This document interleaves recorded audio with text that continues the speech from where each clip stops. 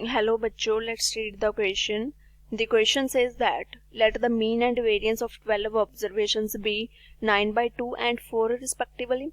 Later on it was observed that two observations were considered as 9 and 10 instead of 7 and 14 respectively. If the correct variance is m upon n, where m and n are co-prime, then m plus n is equals to m plus n की value find out करनी है.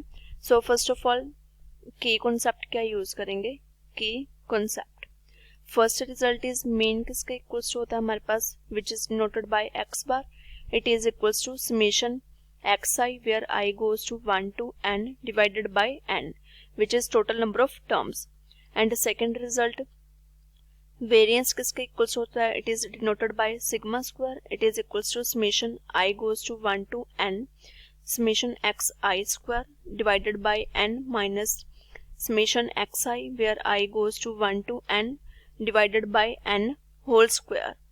So now इस की concept को use करके question को solve करते हैं. फर्स्टली मीन एंड वेरिएंस क्या गिवन ऑब्जर्वेशन का. Mean it is equals to 9 by 2 and variance किसके इक्वल्स टू गिवन है, इट इज 4 एंड ऑब्जर्वेशंस कितनी है 12. So n is 12. Later on it was observed that two observations considered as 9 and 10 instead of 7 and 14. So firstly अगर हम x बार देखें, x बार किसके equals to होता है summation xi where I goes to 1 to n divided by n.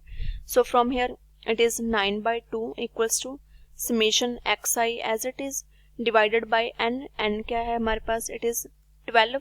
So from here summation xi किसके equals to आ जाएगा हमारे पास 9 by 2 into 12 which is equals to 54. So summation xi क्या आ गया हमारे पास, it is 54. अब नेक्स्ट अगर हम वेरिएंस के लिए बात करें, सो वेरिएंस किसके इक्वल्स होता है sigma square. It is equals to summation xi square divided by n where i goes to 1 to n minus summation xi where i goes to 1 to n divided by n whole square. So from here sigma square क्या given है हमारे पास, it is 4. So 4 equals to summation xi square as it is divided by n which is 12 minus mean square. mean क्या given है, it is 9 by 2. So directly value put कर देते हैं. So from here it becomes summation xi square divided by 12 as it is equals to 4 plus 9 by 2 square. It becomes 81 by 4. So from here summation xi square किसके equals to आ जाएगा हमारे पास, it is equals to 291. Now values क्या आ गई हमारे पास, समेशन xi किसके इक्वल्स टू आया है, it is 54 and summation xi square किसके इक्वल्स टू आया है, it is 291 where i goes to 1 to n. So now next statement में क्या गिवन था हमारे पास, 9 एंड 2 वैल्यूज थी instead of 7 and 14.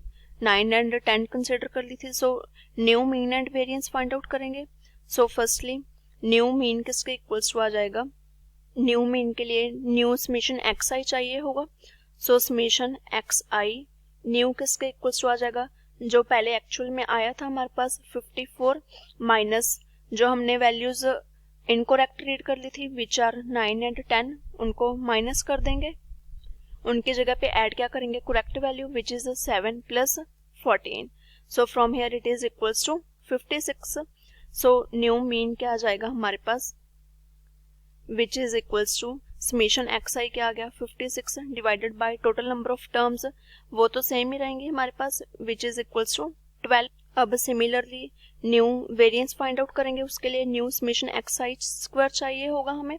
So summation xi square new क्या आ जाएगा हमारे पास, it is equals to old क्या आया था हमारे पास, जो एक्चुअल में आया था it is 291. So it is equals to 291 minus incorrect values का स्क्वायर, वो क्या आ जाएगा 9 का स्क्वायर प्लस 10 का स्क्वायर प्लस करेक्ट वैल्यूज का square, it is 7 square plus 14 square. So अब जस्ट कैलकुलेशंस को सॉल्व करेंगे हमारे पास.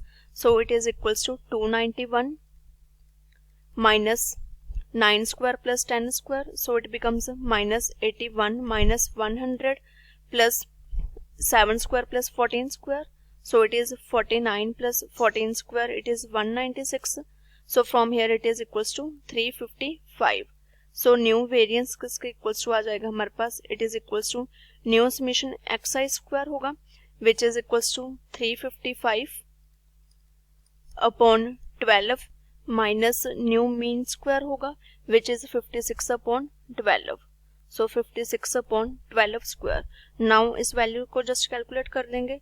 सो क्या आ जाएगा हमारे पास, it is equals to 281 upon 36. Now statement में न्यू वेरिएंस किसके इक्वल्स टू बोला गया था, it is m upon n which is it can be written as correct variance और new variance. So from here it is equals to m upon n. So from here m की value क्या आ गई हमारे पास 281 and n की value क्या आ गई, इट इज 36. फाइंड आउट क्या करना था, m प्लस n.